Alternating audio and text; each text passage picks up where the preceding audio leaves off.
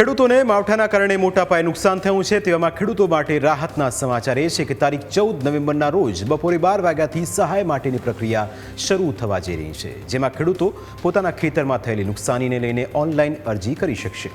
આ અરજી કઈ વેબસાઇટ ઉપર કરવાની રહેશે, કોણ કોણ અરજી કરી શકશે અને તેના માટેની આખી પ્રક્રિયા શું રહેશે, આ તમામ બાબતોની આજે વિગતવાર વાત કરીશું। હકીકતમાં ઓક્ટોબર મહિનાના અંતમાં કમોસમી વરસાદના કારણે રાજ્યના હજારો ખેડૂતોના પાકને નુકસાન થયું, જેથી ખેડૂતોએ તાત્કાલિક સહાય ચૂકવવાની માંગ બુલંદ બનાવી। જે રાજ્ય સરકારે સર્વે કરાવતા ખ્યાલ આવ્યો કે 251 તાલુકાના 16,500થી વધુ ગામોના ખેડૂતોને નુકસાન થયું છે। ખેડૂતોને થયેલી આ નુકસાની સામે રાજ્ય સરકારે 7 નવેમ્બરના રોજ 10,000 કરોડ રૂપિયાના ઐતિહાસિક આર્થિક રાહત પેકેજની જાહેરાત કરી। આ સહાય માટેની ખેડૂતોએ અરજી કરવાની રહેશે। આ અરજી 14 નવેમ્બર બપોરે 12 વાગ્યાથી 15 દિવસ સુધી કરી શકાશે, એટલે કે ખેડૂતો પાસે અરજી કરવા માટે 15 દિવસનો સમય રહેશે। ખેડૂતોએ આ અરજી krp.gujarat.gov.in વેબ પોર્ટલ ઉપર કરવાની છે। તેમને આ અરજી કરવામાં ગ્રામ પંચાયતના VCE અને VLE મદદરૂપ થશે। તેના દ્વારા જ ખેડૂતો ઓનલાઈન અરજી કરી શકશે। હવે સવાલ થાય કે ખેડૂતોએ આ અરજી પત્રકના નમૂનામાં શું શું આપવાનું રહેશે, કયા કયા દસ્તાવેજોની જરૂર પડશે અને કયા ખેડૂતો અરજી કરી શકશે તે જાણવું પણ જરૂરી છે। સૌથી પહેલાં તો અરજી કરનાર વ્યક્તિ ખેડૂત ખાતેદાર હોવો જરૂરી છે।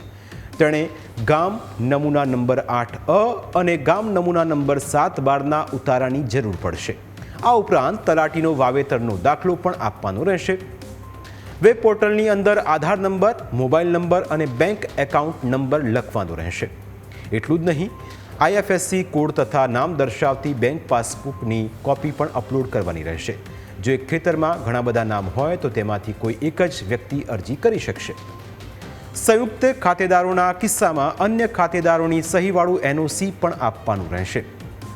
સરકાર જે સહાય ચૂકવવાની છે તે 2 હેક્ટરની મર્યાદામાં મળશે। 1 હેક્ટર દીઠ 22,000 એટલે કે 2 હેક્ટર દીઠ 44,000 આર્થિક મદદ મળશે। હવે ઘણા ખેડૂતોને સવાલ થાય કે તેમના ખેતરમાં નુકસાન થયું છે, પરંતુ અધિકારીઓએ તેમના ખેતરમાં સર્વે કર્યો નથી, તો શું તેઓ સહાય માટે અરજી કરી શકશે? તો આવા ખેડૂતો પણ અરજી કરી શકશે અને બિન પિયત અને પિયત તેમજ બાગાયતી પાક માટે સમાન વળતર મળશે। સરકાર પાસે જેમ જેમ અરજીઓ આવતી જશે તેમ તેમ તેની ચકાસણી કરીને સહાય ચૂકવવાની કામગીરી કરાશે અને જો જરૂર પડાશે તો અરજી કરવાની સમયમર્યાદા પણ વધારવામાં આવશે। આ સહાયની રકમ સીધી જ ખેડૂતોના ખાતામાં જમા કરવામાં આવશે। PMFMS અને RTGS અને DBT પદ્ધતિથી લાભાર્થીના બેંક ખાતામાં જ આ રકમ જમા થઈ જશે, જેથી સહાય માટે ખેડૂતોએ સરકારી કચેરીઓના ધક્કા નહીં ખાવા પડે। મહત્વનું છે કે પાક નુકસાની બાદ ખેડૂતો સહાયની આતુરતાથી રાહ જોઈ રહ્યા છે।